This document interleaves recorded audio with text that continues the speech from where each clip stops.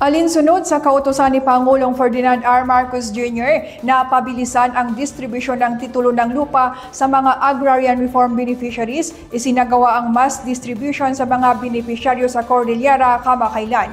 Karagdagang detalye hatid ni Clint Isvan Totanes.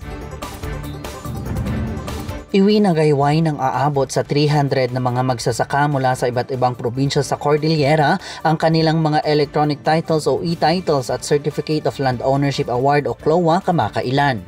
Ito ay matapos nilang tanggapin ang nasabing mga dokumento mula sa Department of Agrarian Reform Cordillera sa isinagawang distribusyon at turnover sa Benguet Sports Complex, La Trinidad. Ang pagtanggap nila ng e-titles at CLOA ay nangangahulugang nabigyan sila ng full ownership sa mga lupang kanilang sinasaka. Siguro sa 15 years bago nahati-hati po sa amin. Lima po kasi kami na naghati-hati sa lupa. Masaya po kami, sir, kasi sa wakas nakuha na namin yung title na para saan. Siyempre, malaking tulong po sa amin yan, sir. Para masasabi na sa amin na talaga yung titulo na yun, tsaka yung lupa na yun.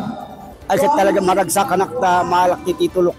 Ijay akasigayan Bulo Tabuk City, Kalinga.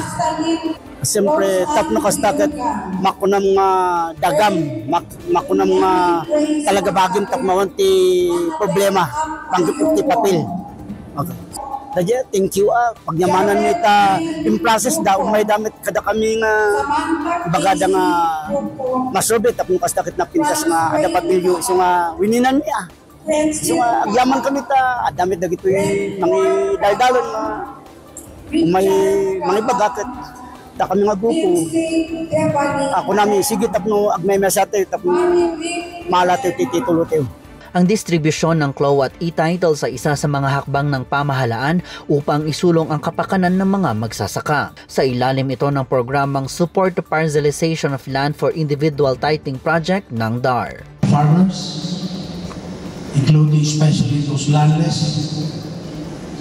then it's open, it's accompanied by support services like infra and profit sharing to improve their economic status.